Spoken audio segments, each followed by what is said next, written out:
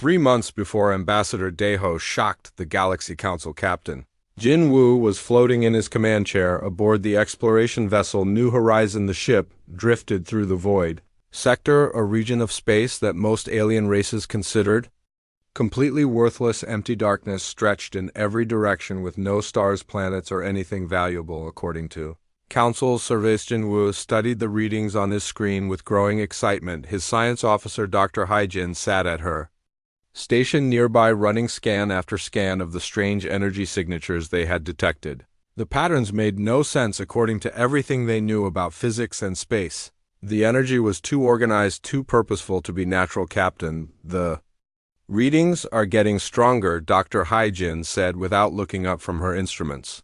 Whatever is generating this energy signature, it is massive, and it is definitely artificial. The power output is beyond anything in our database. Jin Woo felt his heart beating faster. They had been exploring the void sector for 2 weeks, following faint energy traces that their sensitive human equipment could barely detect. The Galaxy Council had declared this region empty space, not worth investigating.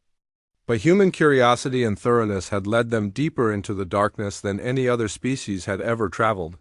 As they moved closer, the energy readings became impossible to ignore. Their ship's sensors began detecting something that should not exist in empty space, a structure so large that their scanners needed several minutes to map its full size. When the holographic display finally showed them what they had found, Jin Woo could only stare in amazement. The ancient station floated before them like a sleeping giant. It was clearly artificial, but unlike anything in any galactic database. The design was elegant and flowing, as if it had been grown rather than built.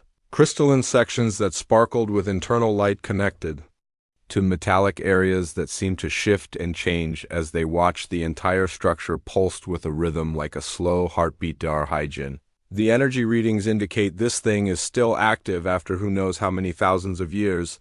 The power source is something we have never seen before. It is generating more energy than a small star, but without any of the radiation or heat signatures we would expect. Jin Woo ordered his crew to approach carefully. They had no idea what they were dealing with, but every instinct told him this discovery would change everything. As their ship drew closer, automatic systems activated within the ancient station. Lights began glowing in sections that had been dark. Passages opened in the hull, revealing docking bays that seemed designed to accommodate visiting vessels. The station was welcoming them. When Jin Woo and his team entered the ancient structure, they found themselves in corridors that stretched beyond their flashlight beams. The walls were covered with symbols and patterns that seemed to move when viewed directly. Emergency lighting activated as they walked, casting everything in a soft golden glow that was somehow comforting rather than alien. Dr. Haijin used her portable scanner to analyze everything they encountered. The materials were beyond current galactic science. Metals that were stronger than diamond, but lighter than aluminum, crystals that stored and transmitted energy with perfect efficiency. Computer systems that operated on principles human science was only beginning to understand. The most incredible discovery came when they reached what appeared to be a central data core. The room was enormous, filled with towering columns of crystalline matrices that hummed with stored information. When Dr. Haijin connected her equipment to the alien systems, the results were overwhelming. Jin Woo, this is not just a database. It is a complete record of an entire civilization. The builders left behind everything. Scientific principles that make our current technology look primitive, manufacturing techniques that could revolutionize galactic industry, energy generation methods that could power entire star systems with clean, unlimited power. As they explored deeper into the ancient knowledge, Jin Woo began to understand the true scope of what they had found. The builders had not just been advanced. They had been transcendent. Their technology operated on levels that current galactic science could not even measure. They had solved problems that the Council races still considered impossible. The historical records were the most shocking discovery. The ancient civilization had once shared the galaxy with the same alien species that now dominated the Council, but they had grown tired of politics limitations and the constant demands of less advanced races, so they had simply abandoned their territories, walked away from galactic civilization, and ascended to something greater. Dr. Haijin found the message they had left behind for anyone who might follow their path. Independence is the first step to transcendence. Those who would evolve must first free themselves from the chains of lesser ambitions. The knowledge we leave behind is a gift for those brave enough to claim their own destiny. Jin Woo immediately sent encrypted communications back to Earth using quantum burst transmissions that bypassed all Council monitoring systems. Within days, Admiral Taemin, head of human fleet operations, was reading reports that made him question everything he thought he knew about humanity's place in the galaxy. The ancient technology was not just advanced, it was revolutionary, faster than light communication that did not require relay stations or signal boosters, energy generation that converted matter directly into usable power with no waste or pollution, manufacturing systems that could create materials with properties that seemed to violate physical laws, transportation methods that could move objects across vast distances. Instantly, Admiral Taemin assembled a secret task force of humanity's best scientists, engineers, and military strategists. They studied the ancient knowledge with an intensity that surprised even themselves. Every discovery led to new possibilities. Every breakthrough opened doors to capabilities they had never imagined possible. Dr.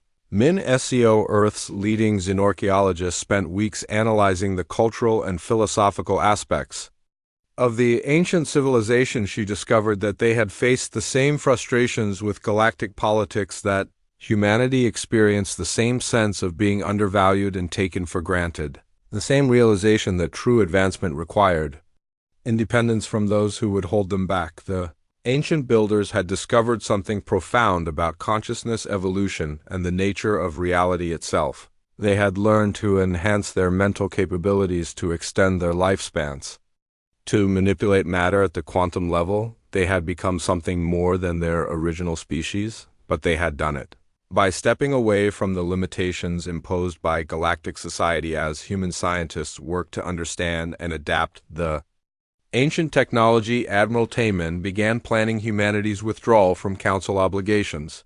The decision was not made from anger or resentment, it was simple logic. Why continue serving as maintenance workers for alien civilizations when they could build something infinitely superior? Engineer Kyung-ho, who had spent years maintaining alien equipment on Council stations, was among the first to see the practical applications. The ancient manufacturing techniques could produce materials that made current galactic technology look like stone tools. Their energy systems could power human worlds for millions of years without any environmental impact. The ancient builders had left behind incomplete projects as well, technologies they had abandoned or never finished developing. Human creativity and innovation proved surprisingly compatible with the alien science. Human scientists began completing research that had been started millions of years ago, adding their own improvements and innovations to designs that had been left unfinished. Within months of the discovery, human capabilities had advanced by centuries. The knowledge gained from the ancient station gave humanity the confidence to make a decision that would shock the galaxy. They no longer needed to serve others. They could build their own civilization, one that would surpass anything the Council races had ever achieved. Captain Jin Woo often returned to the ancient station as human teams worked to unlock more of its secrets. Each visit revealed new wonders, new possibilities, new reasons why humanity's future lay beyond the limitations of current galactic civilization. The ancient builders had shown them the path. Now humanity would walk it. While the Galaxy Council struggled with cascading failures, humanity was building something magnificent in the unexplored regions beyond Council space. The ancient technology had opened possibilities that seemed impossible just months earlier. Human colonies were spreading across star systems that had been considered uninhabitable, creating cities that looked like they belonged in distant future dreams. Captain Jin Woo, now promoted to Fleet Admiral, supervised the construction of humanity's new starships from his command center on New Terra. The vessels, taking shape in orbital shipyards, bore no resemblance to the crude metal boxes that other species used. These ships were grown rather than built, using programmable that could reshape itself for any mission. The hulls flowed like liquid metal, but were stronger than any known material. The ships could reconfigure their internal spaces depending on needs, becoming exploration vessels, cargo haulers, or warships as circumstances required their weapon systems used focused energy beams that could adjust frequency and intensity to penetrate any defense. Their shields adapted automatically to neutralize different types of attacks. Dr. Hyjin had established the Institute for Advanced Sciences on humanity's new capital world. The research facility sprawled across an entire continent with laboratories that pushed the boundaries of what was possible. Her teams were not just studying the ancient technology but improving upon it in ways that would have amazed even the original builders. The ancient civilization had left behind incomplete projects, technologies they had abandoned or never finished developing. Human scientists, with their unique perspective and innovative thinking, were completing research that had been started millions of years ago. They were solving problems that had stumped beings far more advanced than current galactic civilizations. Engineer Kyung Ho now oversaw construction projects that spanned entire solar systems. His latest achievement was a massive orbital platform around a gas giant that could process raw materials directly from the planet's atmosphere. The facility could produce more refined metals in a single day than most alien worlds generated in years. The platform used gravitational manipulation technology to extract materials without environmental damage. Energy beams broke down atmospheric compounds at the molecular level, separating useful elements from waste products. The entire process was so efficient that it produced zero pollution while generating enough materials to build hundreds of starships.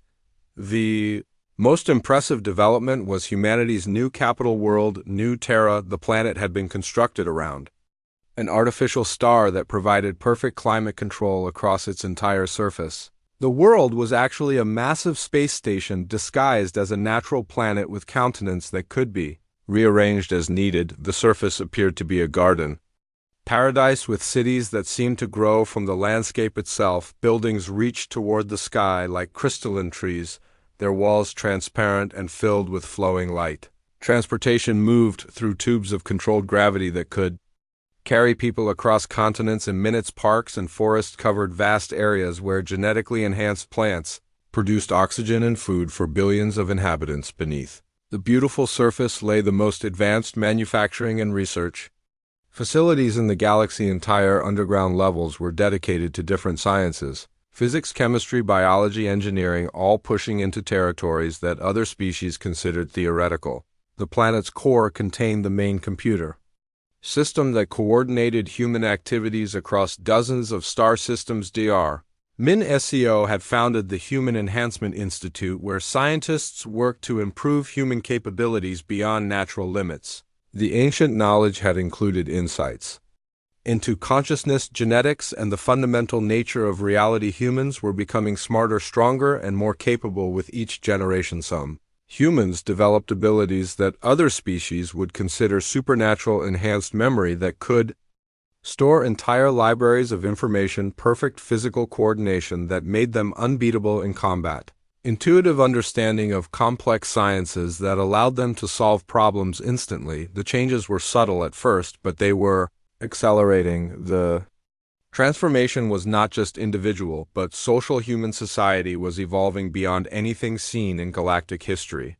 Communities worked together with efficiency that amazed outside observers. Crime was virtually non-existent because everyone understood how their actions affected others. Resource allocation was perfect because advanced computers could predict needs before they arose. Human space now contained wonders that made Council achievements look primitive. Dyson swarms captured energy from entire stars and redirected it to power construction projects. Ring worlds provided living space for trillions of beings. While maintaining perfect ecosystems, wormhole generators allowed instant travel between distant star systems. Admiral Taemin commanded a fleet that could have conquered the entire galaxy if humanity had been interested in conquest. The new warships were individually more powerful than entire alien battle groups. Their weapons could destroy planets if necessary, but they were designed for construction and exploration rather than destruction. The Admiral's flagship, New Horizon, was a marvel of engineering that contained entire cities within its hull. The ship could manufacture anything needed during long voyages, including additional ships if circumstances required. It carried scientific equipment that could analyze unknown phenomena and diplomatic facilities for contact with new species human.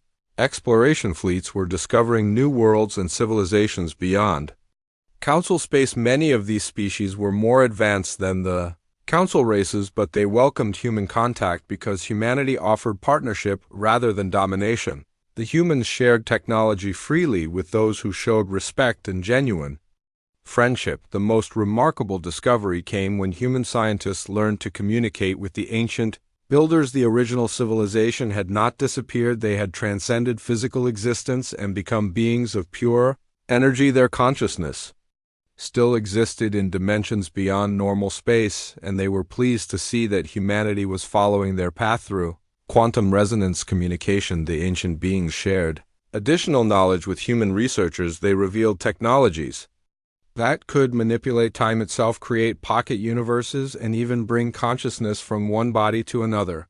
Death was becoming optional for humans who chose to embrace the full potential of the ancient sciences. Captain Jinwoo often stood on observation decks watching human ships move through space with grace that seemed impossible.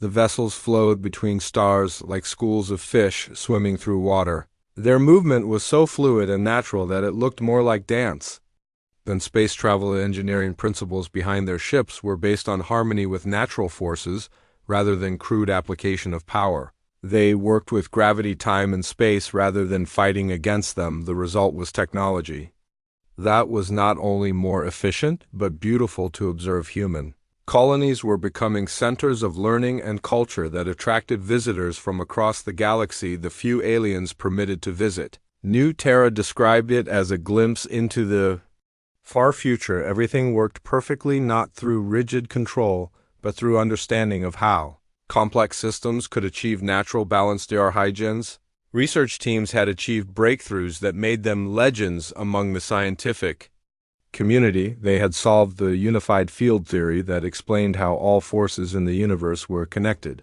They had developed mathematics that could describe consciousness itself. They had created materials that existed in multiple dimensions.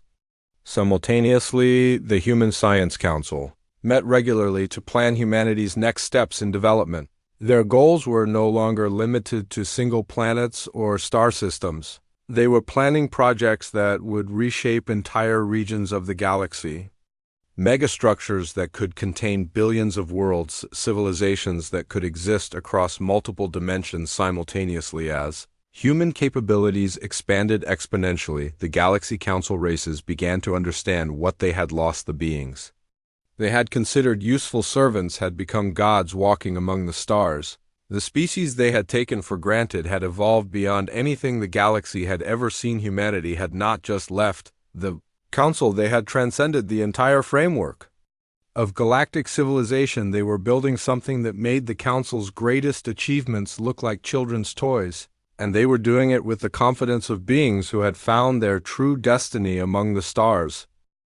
As the galactic crisis deepened beyond anything the Council races had ever experienced, they began sending their most skilled diplomats to Earth. The first delegation arrived 3 weeks after humanity's withdrawal, led by Ambassador Zelthara of the Ethereal Syndicate. Her pale blue skin seemed to glow with inner light as she spoke in the melodious tones that had convinced countless beings to accept ethereal terms. The meeting took place in Geneva, where Ambassador Deho received the alien delegates with polite courtesy. The Ethereals offered humanity advanced medical technology that could extend lifespans by thousands of years. They promised genetic enhancement techniques that could make humans stronger, faster, and more intelligent.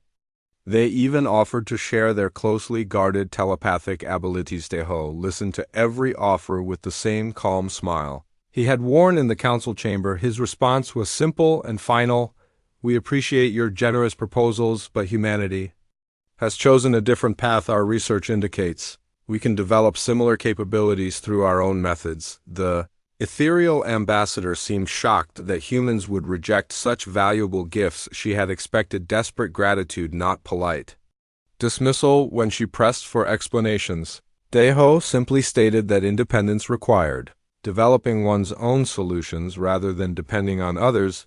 The delegation left Earth confused and empty-handed. The Machine Collective sent their most advanced artificial intelligence to negotiate with humanity. The AI-designated Unit Prime arrived in a sleek, metallic body that could reshape itself at will. It offered to upgrade all human manufacturing with collective technology promising production. Capabilities that could create anything humans desired. Dr. Min-SEO, now serving as Earth's chief science advisor, met with Unit Prime in a secure facility. She listened as the AI demonstrated manufacturing techniques that seemed almost magical. Metal flowed like water, forming complex shapes that would have required months of traditional construction. The AI could create materials with properties that defied conventional physics. When Unit Prime finished its demonstration, Dr. Min-SEO activated her own holographic display. The images showed human manufacturing facilities that were already producing materials superior to anything the machine collective had demonstrated. The ancient technology had given humanity capabilities that made alien. Offers seemed primitive. Unit Prime processed the information for several long seconds before speaking again. Our analysis indicates human technology has advanced beyond predicted parameters. What knowledge source enabled this development? Dr. Min-SEO smiled but provided no details. That information is classified for security reasons. The Psionic Federation attempted a different approach. They sent mind readers to Earth hoping to discover humanity's secrets through telepathic scanning. The psychic beings were confident they could penetrate human mental defenses and learn what they needed to know. Their leader, Thoughtshaper Zen Cole, had never encountered a mind he could not read. The psychic delegation requested a meeting with human leadership, expecting to gather intelligence while pretending to negotiate. When they attempted to scan Ambassador Deho's thoughts, they encountered something impossible. Their telepathic probes simply stopped working, as if they had hit an invisible wall. Zen Cole tried harder, focusing all his mental energy on penetrating human defenses. Instead of breaking through, he experienced feedback that left him stunned and disoriented. The other psychics who attempted to assist found their abilities completely neutralized.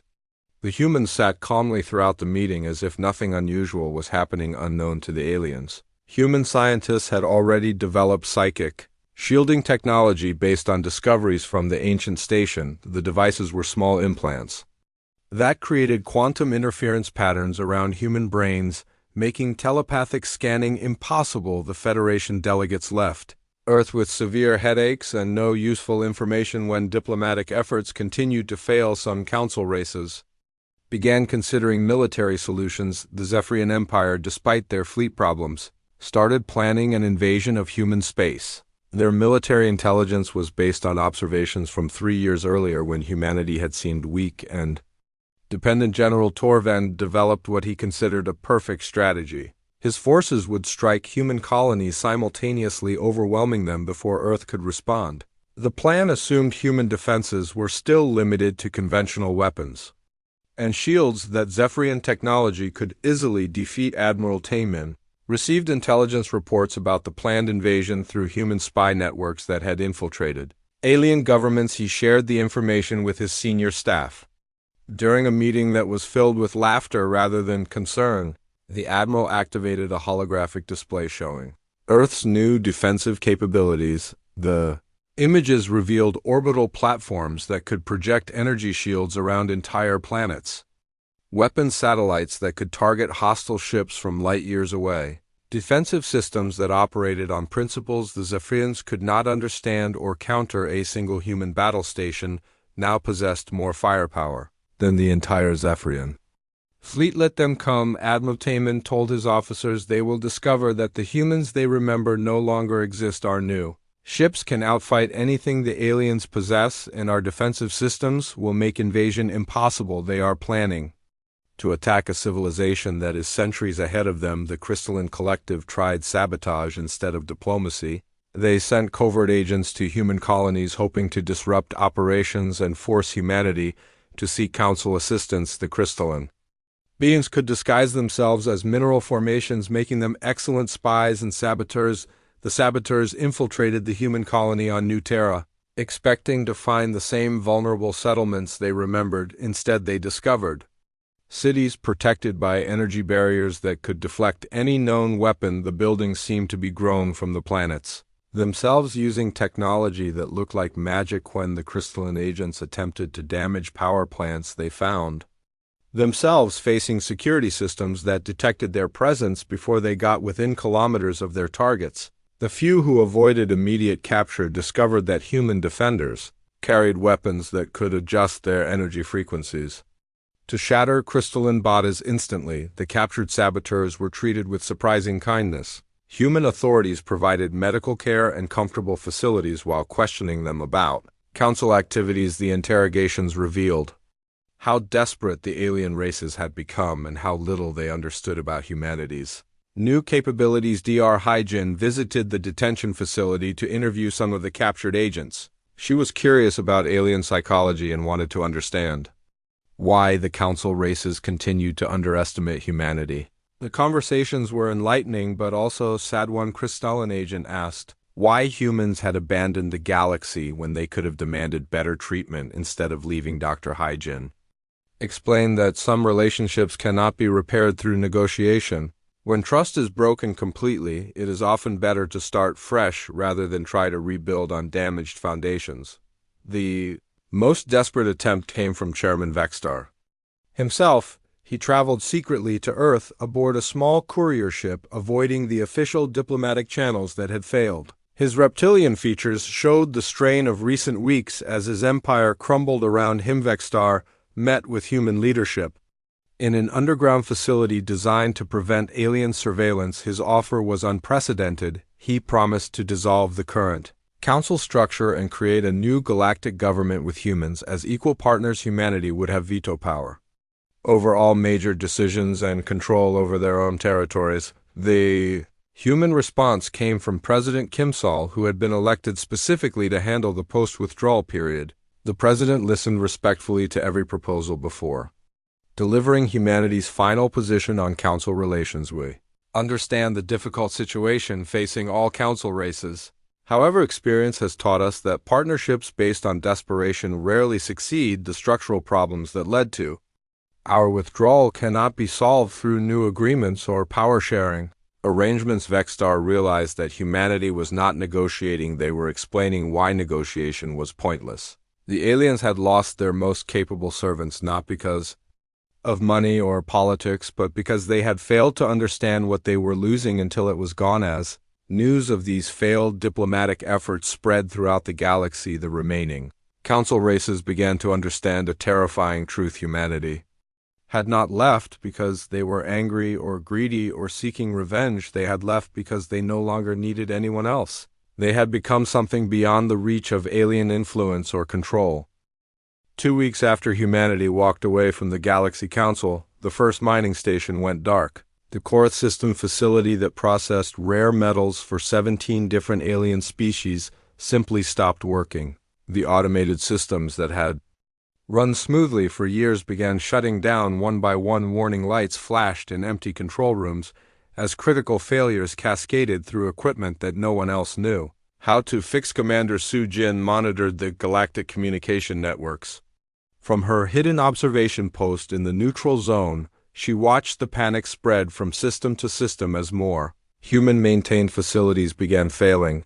The aliens had grown so dependent on human expertise that they had forgotten their own technology.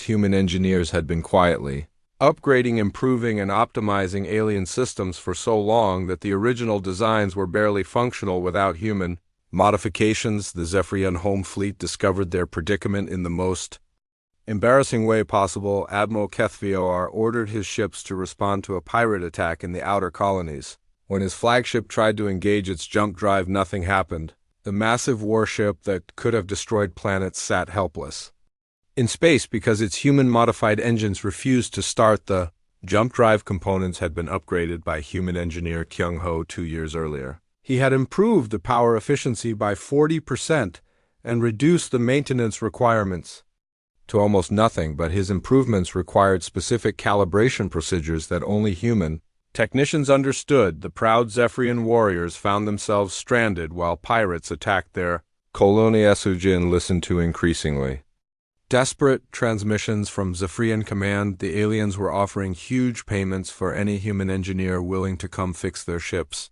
They promised territory rights, political positions, even marriage alliances with noble families, but every human had received strict orders from Earth. No one was to provide assistance to any council race under any circumstances. The Crystalline Collective faced an even worse crisis. Their entire civilization depended on crystal gardens that required precise environmental controls, temperature, humidity, light spectrums, and mineral concentrations all had to be maintained within narrow ranges or the crystals would stop growing and begin dying. Human agricultural specialists had spent 15 years perfecting the growing conditions, making adjustments so subtle that the crystalline engineers had never noticed them. Without human oversight, the crystal gardens began failing within days. The temperature controls drifted out of optimal ranges. The humidity systems could not maintain proper moisture levels.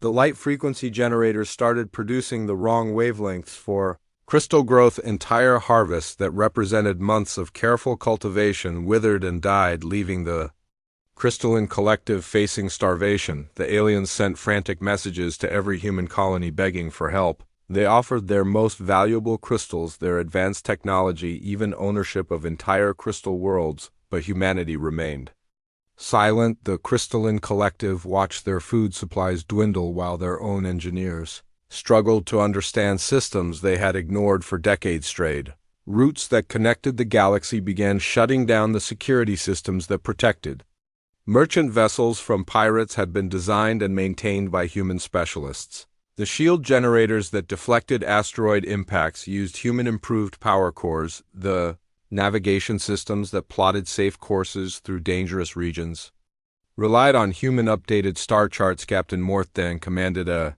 ethereal trading fleet that had traveled the same route for 20 years. His ships carried luxury goods between the core worlds and the outer colonies. The route was considered completely safe, protected by automated defense platforms and monitored by early warning systems. Everything went wrong at once. The defense platforms failed to recognize his ships as authorized vessels and began targeting them with weapons. The early warning system detected his fleet as hostile invaders and activated emergency protocols that sealed off the entire trade route. His navigation computer could not plot a safe course home because the star charts had not been updated since the humans left. Morthdan found himself trapped in hostile space with cargo ships that were designed for trade, not combat. Pirates who had been avoiding the route for years suddenly appeared like scavengers sensing weakness. His elegant vessels that had never needed weapons or armor became easy targets for raiders who knew the human protection was gone. The Galaxy Council's own infrastructure began collapsing. The massive space stations that served as administrative centers for galactic government had been maintained by human engineering teams. The life support systems that kept thousands of alien beings alive used human-designed filtration and recycling equipment. The power plants that supplied energy to entire sectors relied on human-calibrated reactors. Council Station Prime, the seat of galactic government, lost main power during an important session. The backup generators that should have provided emergency power had been modified by human technicians to improve efficiency, but the modifications required regular maintenance that only humans understood. The proud council members found themselves sitting in darkness while their life support systems struggled to keep them alive. Chairman Vexstar was forced to evacuate his own headquarters as environmental controls failed. The temperature began dropping toward levels that would kill most council species. The air recycling systems could not remove carbon dioxide fast enough to prevent poisoning. Waste management systems backed up, creating unsanitary conditions that threatened disease outbreaks. The communication networks that enabled instant contact across the galaxy started experiencing cascading failures. The quantum relay stations that transmitted messages between star systems required constant recalibration to maintain signal clarity. Human communications specialists had been performing these adjustments for years, making microscopic changes that kept the entire network functioning perfectly without human maintenance. Messages that once took seconds to cross the galaxy now took hours, days, or weeks to reach their destinations. Some transmissions were lost completely or arrived so garbled that they could not be understood. The council races found themselves isolated from each other, Unable to coordinate responses to the growing crisis, Dr. Hyjin, monitoring the situation from Earth, felt a mixture of satisfaction and concern. The aliens were suffering, but innocent beings were dying because of problems their leaders had created. The human leadership had expected some difficulties, but the scale of the collapse was beyond what anyone had predicted. The most devastating realization for the Council races was how much they had not understood about their own technology. Humans had not just been performing maintenance, they had been constantly improving, upgrading, and optimizing systems that the aliens had assumed were functioning normally. Equipment that the aliens thought was working at full capacity had actually been performing far below its potential without human modifications. Engineer Kyung-ho had left detailed reports about every system he had maintained, but his alien replacements had dismissed the documentation as primitive human record-keeping. Now, as critical failures occurred daily, the aliens realized that the humans had not been following simple maintenance procedures. They had been performing complex engineering miracles that kept obsolete alien technology functioning in the modern galaxy. The proud alien civilizations that had ruled the galaxy for centuries found themselves helpless without their human servants. The beings who had considered humanity useful but expendable discovered that they were the ones who had become expendable. Human competence had been holding their entire civilization together, and now that support was gone forever. The massive crystal hall of the Galaxy Council stretched higher than most buildings on Earth. The walls glowed with soft blue light that came from living crystals grown by the ethereal race. Over 300 alien beings sat in floating chairs, arranged in perfect circles around the center stage, their eyes, tentacles, and sensor organs all focused on one human standing alone in the middle. Ambassador Daeho looked small compared to the towering aliens around him. His simple black suit seemed plain next to their elaborate robe scales and biomechanical armor, but his calm expression showed he was not afraid or nervous. He had been Earth's voice in this chamber for 3 long years. He knew exactly what he was about to say and how much chaos it would create. The council chairman Vextar rose from his throne-like seat. The reptilian being stood nearly 4 meters tall with dark green scales that reflected the crystal light, his yellow eyes fixed on Daeho like a predator studying prey. When Vextar spoke, his voice echoed through the chamber with natural authority that made most beings tremble. You called this emergency session human. What matter requires the attention of all council race. Daeho smiled politely and activated the small device in his hand. A holographic display appeared above his head, showing the official seal of the Human Federation. The symbol rotated slowly as his clear voice filled the enormous space. The Human Federation formally withdraws from all Galaxy Council operations, effective immediately. We will no longer provide maintenance services, mining operations, security patrols, or technical support to any Council member species. The silence that followed was complete. Even the soft humming of the crystal walls seemed to stop. Every alien in the chamber stared at the human in shock. Some leaned forward in disbelief. Others activated their personal translators, thinking they had misunderstood the words. A few began whispering urgently to their advisors. For 30 years, humanity had served the Council faithfully. They fixed broken space stations when alien engineers failed.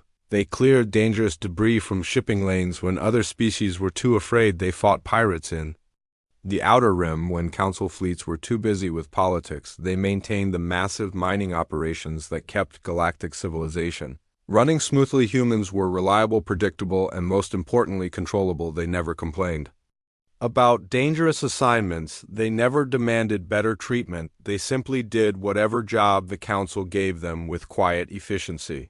The alien races had grown comfortable depending on human competence to handle problems they preferred to ignore. Chairman Vextar's claws scraped against his throne as he gripped the armrests. His voice carried a tone of command that had made entire star systems surrender without a fight. You cannot simply abandon your duties. Human, the mining stations in the Korath system require constant maintenance. Who will handle the quarterly inspections? The trade routes through the Nebula Zone need security escorts. Who will protect the merchant fleets? The outer colonies depend on human technical support. Who will keep their life support systems running? Daeho's smile never wavered, but his eyes showed a glint of something the aliens had never seen before: pride, independence, confidence. He gestured to his aide, Somin, who stood quietly near the chamber. entrance, she activated her own device, and new holographic displays filled the air above the Council. These star charts show regions beyond current Council space. Our exploration fleets have discovered something far more interesting than maintaining your infrastructure. We have found opportunities that align better with human interests and capabilities. The displays showed vast areas of unexplored space marked with human symbols. Survey routes, mining claims, research stations, construction projects, all located in regions the Council had declared worthless or too dangerous to investigate. The aliens began to understand that humanity had been busy while serving the Council, busy planning their independence. A crystalline representative, crystalline beings who looked like living gemstones, rose from her seat. Her voice tinkled like breaking glass as she spoke with obvious panic. The crystal gardens of our homeworld require precise environmental controls human agricultural specialists have maintained our growing conditions for 15 years. Without their expertise, our food production will collapse within months. Our people will starve. Deho nodded respectfully toward the crystal being, but his response was firm and final. That is unfortunate, but no longer our responsibility. We suggest you train your own people in agricultural techniques or negotiate agreements with other species. The Human Federation must focus on its own people's welfare and future development. More aliens began speaking. At once their voices created a growing noise of concern, anger, and fear. The proud Zephyrian admiral, whose gray metallic skin reflected his military nature, stood and slammed his metal fist on his chair. Armrests. Human fleets provide security for 37 shipping routes and guard 42 mining installations. Our own forces cannot cover those areas immediately. If pirates attack our vessels, if mining equipment fails, if transport ships break down in deep space, the human's calm voice cut through the rising panic. We have complete confidence in the Galaxy Council's ability to handle its own security needs. Our withdrawal provides an excellent opportunity for Council races to demonstrate their independence and self-sufficiency. So Min stepped forward and handed Deho a small crystal data storage device. He held it up for all the aliens to see. This contains all technical manuals, maintenance schedules, security protocols, and operational procedures that human personnel developed during our service to the Council. We provide this information freely as a gesture of goodwill. Consider it our final contribution to galactic stability. The gesture was polite, but the message was clear. Humanity was giving the aliens instruction manuals, like parents leaving emergency contact lists for babysitters. The implication that the Council races needed such basic guidance was almost insulting. A tall, ethereal being with pale blue skin and flowing white hair floated down from the upper levels. Her species communicated partially through telepathy, so her spoken words carried emotional weight that made other beings uncomfortable. We sense determination in your thoughts, human, but also secrets. You hide knowledge from this Council. What have you discovered in the unexplored regions? What opportunities could be more valuable than our partnership? Deho's expression remained pleasant, but he offered no additional information. That is an internal matter for the Human Federation. Some opportunities require independence to pursue properly. We wish all Council races success in their future endeavors. He turned toward the chamber exit, where Somin waited with 2 human security officers. The aliens watched in growing alarm as their most reliable problem solvers prepared to walk away. Chairman Vexstar rose to his full imposing height, his voice carrying desperate authority. Wait, you cannot leave without proper negotiation. The Council offers increased trade privileges, expanded territory rights, even representation in our ruling assembly. Surely we can reach an agreement that benefits all parties. Deho paused at the chamber's entrance and looked back at the hundreds of alien beings who had grown accustomed to human services. His final words echoed through the crystal hall with quiet certainty.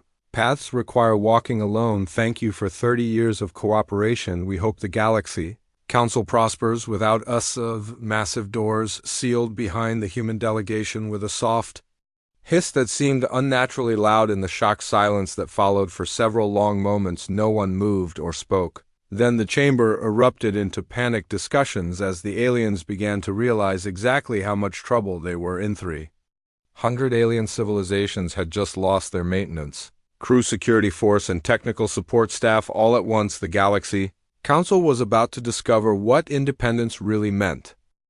6 months after humanity walked away from the Galaxy Council, the proud alien civilizations were facing complete collapse.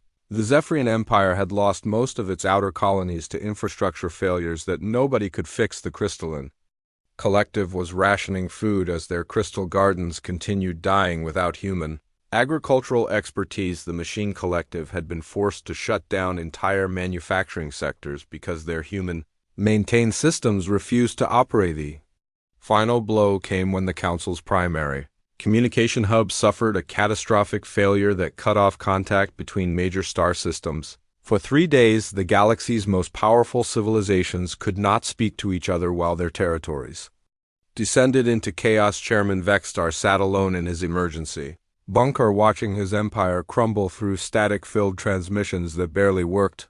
The proud reptilian leader, who had once commanded respect from hundreds of species, found himself preparing a message he never thought he would send. The transmission was broadcast across all frequencies, hoping to reach human colonies. Somewhere in the darkness beyond Council space, his voice carried desperation that would have been unthinkable months earlier. The Galaxy Council formally requests humanitarian assistance from the Human Federation. We acknowledge our past mistakes in undervaluing your contributions to galactic stability. We humbly ask for your aid in preventing the collapse of interstellar civilization. Billions of innocent beings face starvation, system failures, and societal breakdown without immediate intervention. Ambassador Deho received the transmission at his office on New Terra through quantum communication systems that made Council technology look primitive. He listened to the entire message while reviewing reports from human intelligence networks scattered throughout Council space. The situation was even worse than the official pleas indicated. Entire species were facing extinction, not from war or disease, but from simple inability to maintain their own infrastructure. The Ethereal Syndicate's life support systems were failing on dozens of worlds. The Psionic Federation could no longer power their mental amplification networks. The proud races that had ruled the galaxy were dying from problems that human engineers could solve in hours. President Kim Sol called an emergency session of the Human Leadership Council to discuss the galaxy's plea for help. The debate was intense but brief. Some council members felt sympathy for the suffering alien populations. Others pointed out that the crisis was entirely self-inflicted. The aliens had created their own dependency by refusing to learn how their own technology worked. Dr. Minesio provided the scientific assessment that shaped humanity's response. The ancient knowledge had taught them that true advancement required species to solve their own problems. Growth through dependency was not real growth at all. If humanity simply returned to fix alien problems, the same cycle would repeat itself within years. The human decision was announced through the same quantum channels that had carried the alien pleas. Ambassador Deho's response was measured, professional, and absolutely final. The Human Federation will provide emergency humanitarian aid to prevent mass casualties. However, assistance will be provided only under human oversight and according to human safety standards. Any species requesting aid must accept human supervision of their critical infrastructure and agree to implement human-recommended improvements. The terms were more generous than many human leaders preferred, but they reflected humanity's evolved perspective. The ancient builders had taught them that advanced civilizations had responsibilities to help others grow, not to dominate or exploit, but to guide and educate. Some council races immediately rejected the terms as too humiliating. The Ethereal Syndicate declared they would rather face extinction than submit to human authority. Their decision became irrelevant within weeks as their civilization collapsed under cascading system failures. Other species learned from the Syndicate's fate and quickly accepted human conditions. Admiral Tayman established the Human Assistance Corps, a military organization designed to provide aid while maintaining security. Human fleets moved throughout Council space, repairing critical systems and installing new infrastructure, but this time the relationship was completely different. Human engineers no longer worked as servants following alien orders. Instead, they designed systems according to human standards, using human materials and human safety protocols. The aliens could observe and learn, but they could not modify or override human decisions. The days of alien supervisors giving orders to human technicians were permanently over. Captain Jin Woo commanded the relief fleet that responded to the Crystalline Collective's food crisis. His ships carried agricultural specialists and growing equipment that could restore the crystal gardens. But the new systems were designed to human specifications with safeguards that prevented the collective from making dangerous modifications. The crystal beings watched in amazement as human technology restored their dying crops within days. The growing chambers were more efficient than anything they had used before, producing higher quality crystals with less energy consumption, but the humans retained control access codes that could shut down the systems if the collective violated their agreements. Dr. Hygiene established research stations throughout former council space where human scientists worked to understand and improve alien technology. The projects were not collaborations, they were human research initiatives that sometimes included alien observers. The aliens could ask questions and suggest ideas, but final decisions remained with human researchers. The most dramatic change came in space security. Human patrol fleets replaced the failed alien defense systems, but they operated according to human rules and priorities. Pirates who had once bribed alien officials found themselves facing human justice that was swift, impartial, and absolutely certain. Human warships could track criminals across the galaxy, and their weapons made resistance. Feudal engineer Kyung Ho returned to some of the same facilities he had maintained years earlier, but his role was completely transformed. Instead of fixing alien mistakes, he implemented human solutions that eliminated the problems permanently. His new designs were so superior that alien engineers begged to understand how they worked. The learning process was humbling for species that had considered themselves advanced. Alien engineers who had once dismissed human documentation as primitive now studied every human manual with desperate attention. They discovered that the humans had been performing engineering miracles while the aliens assumed everything was working normally. Within months of human intervention, the galaxy began stabilizing, but under completely different management. Human oversight ensured that critical systems functioned properly. Human security protected trade routes from pirates. Human communication networks restored contact between isolated worlds. The galaxy was working again, but humanity was clearly in charge. The transformation went beyond simple infrastructure repair. Human influence began changing alien societies themselves. Species that had been rigid and hierarchical started adopting human approaches to problem solving. Cooperation replaced competition as the primary method for achieving goals. Resource sharing became more efficient when managed according to human principles. Some alien leaders complained that humanity was imposing its values on other species. President Kim Sol addressed these concerns during a galactic broadcast that reached every inhabited world.